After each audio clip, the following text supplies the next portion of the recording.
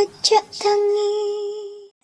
Assalamualaikum, salam sejahtera untuk semua. Jumpa lagi dengan saya Alina di channel Misteri Verhal. Kali ini, kita akan membahas teka-teki kematian Sultan Trenggono, Raja Demak ketiga. Ia memerintah kerajaan Demak selama 25 tahun dari 1521 sampai 1546. Dalam masa kepemimpinan Sultan Trenggono, kerajaan Demak mengalami kemajuan luar biasa. Wilayah kerajaan Demak diperluas ke barat dan timur. Bagian barat sampai ke Banten, sedangkan ke timur sampai ke daerah Sangguru, daerah hulu Sungai Brantas.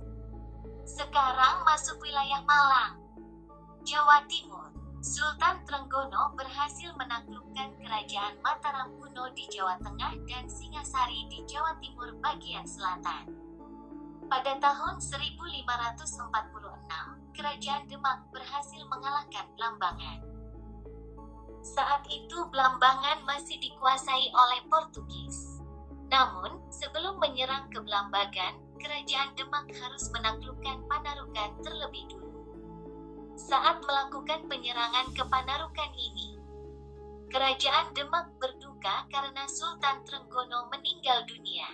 Bagaimana raja yang terkenal sakti dan pemberani itu bisa wafat di tangan anak usia 10 tahun? Sesuatu yang sulit diterima oleh akal. Di luar Nurul, kata anak sekarang.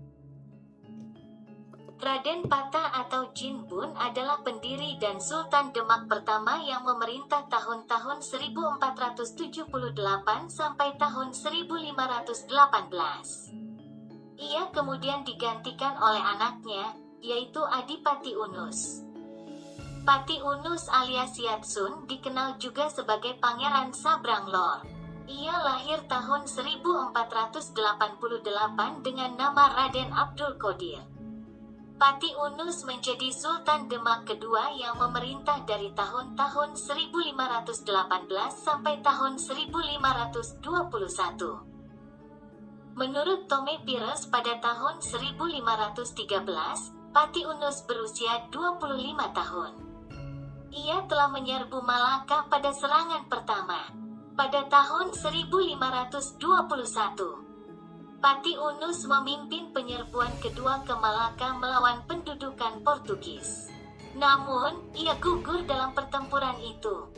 Wafatnya Adipati Unus memunculkan instabilitas karena ia tidak memiliki anak sehingga mengakibatkan terjadi perebutan kekuasaan sesama keturunan Raden Patah, yaitu antara Pangeran Sekar Sedalepen dan Sultan Trenggono.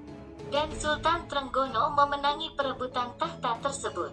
Pada masa kepemimpinan Sultan Trenggono, wilayah kekuasaan kerajaan Demak meliputi hampir seluruh Jawa, sebagian Sumatera, dan pengaruhnya hingga ke Malaka. Sultan Trenggono dengan berbagai sebutan seperti Kimas Palembang, sebutan dari Sajarah Banten, Maulana Trenggono, sebutan Hikayat Hasanuddin, Aryo Trenggono, sebutan Cornelis de Bruin, Paterodin Junior, sebutan dari Tommy Pires, dan Sultan Trenggono, sebutan di Babat Demak, adalah tokoh yang berperan penting dalam perjalanan kerajaan Demak. Keberadaan Sultan Trenggono secara eksplisit termaktub dalam Babat Tanah Jawi dan Babat Demak I. Dalam Babat Demak I, Sultan Trenggono mempunyai 6 putra-putri, yakni Pangeran Mukmin yang diangkat menjadi wali oleh Sunan Giri dengan sebutan Sunan Prawata. Lalu, seorang putri yang menikah dengan Pangeran Langgar, putranya Kiai Gede Sampang Madura. Ketiga, seorang putri yang menikah dengan Pangeran Hadiri, Bupati Kalinyamat. Keempat, seorang putri yang menikah dengan Bupati Pajang Hadiwijaya, Jaka Tingkir. Kelima, seorang putri yang menikah dengan seorang Panembahan Pasarean, putranya Fatahillah, Sunan Gunung Jati Cirebon. Terakhir, seorang laki-laki dengan julukan Pangeran Timur yang kemudian diangkat menjadi Bupati Madiun dengan sebutan Panembahan. Keberadaan Sultan Trenggono juga terdapat dalam Babat Demak II dan karya De Graaf, De Regering van Panembahan Senapati Ingalaga. Sumber tradisional tentang Sultan Trenggono diperkuat dengan sumber Eropa, Portugis, karya Fernão Mendes Pinto, tahun 1510 sampai tahun 1583, berjudul Peregrinacau atau Ziarah. Menurut Pinto, Sultan Trenggono pada 1546 telah menguasai Jawa, Angenia, Bali, dan Madura. João de Barros dalam bukunya Da Asia menggambarkan hubungan antara Sultan Trenggono dengan Falatehan. Falatehan adalah putra Pasa yang kecewa ketika wilayahnya dikuasai oleh Portugis sehingga dia mengembara ke Demak sekaligus menyebarkan agama Islam. Falatehan kemudian menikahi kerabat Sultan Trenggono. Atas izin Sultan Trenggono, sekitar 1525 hingga 1527. Falatehan pergi ke Banten untuk menyebarkan agama Islam serta merebut pelabuhan Banten dan pelabuhan Kalapa dari kekuasaan Raja Sunda. Dari wilayah ini kemudian dilakukan ekspedisi ke pedalaman dan ke pelabuhan-pelabuhan lain, terutama ke Sunda Kelapa yang ditaklukkan pada 1527. Peristiwa pendudukan Sunda Kelapa ini menggagalkan Portugis, di bawah pimpinan Henry Lemme, melakukan perjanjian dengan Raja Sunda. Jadi, ekspansi Demak ke Jawa Barat tujuannya untuk mendahului kemungkinan dominasi orang Portugis yang sebelumnya singgah ke daerah ini. Keberhasilan Falatehan menduduki Sunda Kelapa ditandai oleh penggantian nama Sunda Kelapa menjadi Jayakarta. Dalam perkembangannya, Hasanuddin memerintah di Banten, sedang Falatehan melanjutkan ekspansi ke Cirebon. Menurut historiografi Banten, Hasanuddin dianggap sebagai pendiri kerajaan Banten dan dia kawin dengan putri Sultan Trenggono pada 1552. Dari perkawinannya itu, lahir dua orang putra, yakni Maulana Yusuf dan Pangeran Jepara. Selain ke wilayah barat, Sultan Trenggana melakukan ekspansi ke daerah-daerah Jawa Timur, daerah bekas pendudukan Kerajaan Majapahit.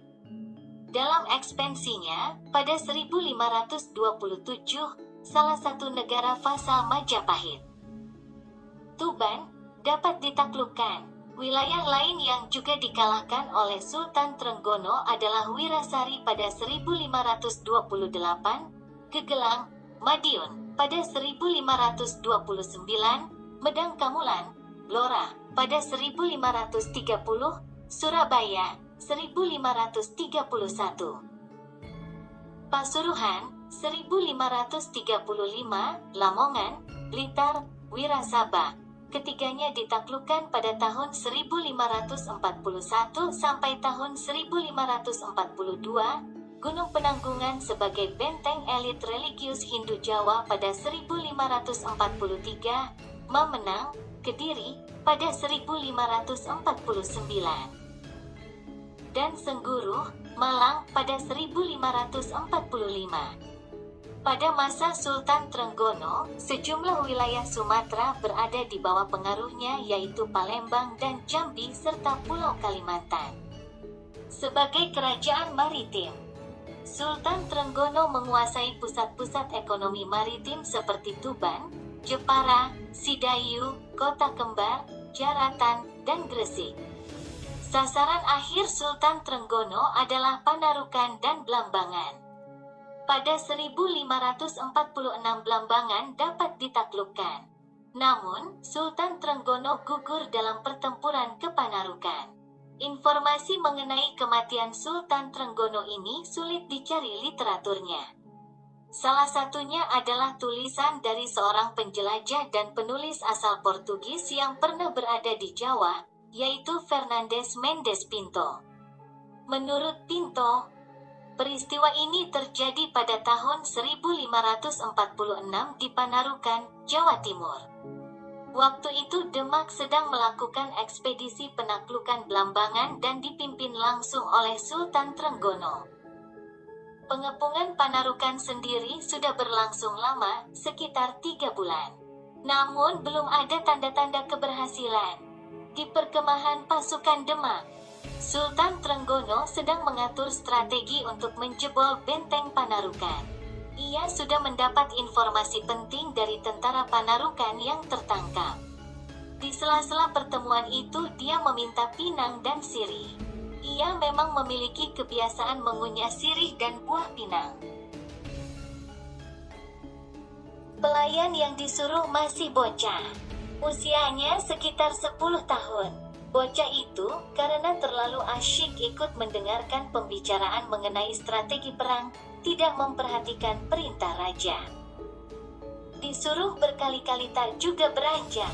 Akhirnya, seorang prajurit mendekatinya dan memberitahu bahwa dia disuruh mengambil sirih dan pinang untuk sultan. Bocah itu lalu melaksanakan perintah tersebut. Saat menyerahkan sirih itu, sultan memukul kepalanya dengan sangat pelan. Maksudnya adalah mengingatkan agar dia tidak mengulangi lagi perbuatannya tersebut. Apa yang terjadi sungguh di luar dugaan. Bocah itu ternyata merasa sangat malu dan sakit hati. Dia mengeluarkan golok, ada yang menyebutnya belati, dan menusuk dada sultan. Sultan roboh dengan mengeluarkan banyak darah yang menyebabkan wafat. Siapakah bocah 10 tahun itu? Ada yang menyebut dia adalah anak Bupati Surabaya. Pinto mengatakan saat penyerbuan ke Panarukan itu Sunan Gunung Jati membantu Demak dengan mengirim 7.000 pasukan gabungan dari Jayakarta, Cirebon dan Banten. Pemimpin pasukan adalah Fathahillah Mendes Pinto dan 40 orang kawannya bergabung dengan pasukan Banten. Berdasar keterangan ini, Pinto terlibat langsung dalam penyerbuan ke Panarukan tersebut. Sumber dari Pinto ini sulit dikonfirmasi karena tidak ada sumber primer lain, seperti buku atau babat dan prasasti yang mengisahkan tentang kematian Sultan Trenggono ini. Semoga sejauhan dapat menguak misteri kematian Sultan Trenggono tersebut berdasarkan pada fakta sejarah baru.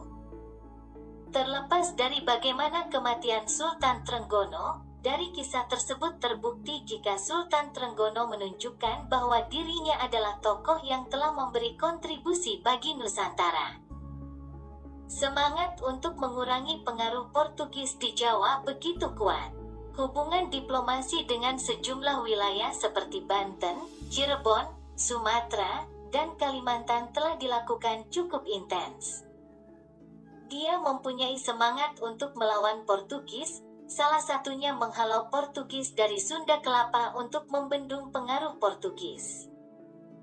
Tradisi perlawanan penguasa Demak telah diajarkan jauh sebelum Sultan Trenggana menjadi penguasa, dan tradisi ini dilanjutkan oleh keturunannya, salah satunya adalah Ratu Kalinyamat. Oke teman-teman, episode mendatang kita akan membahas topik lain. Jika kawan-kawan menginginkan saya membahas sebuah topik tertentu, silahkan menghubungi kami melalui email misteri.ferhal@gmail.com atau menulis pesan di Facebook dan Instagram yang alamatnya ada di kolom deskripsi.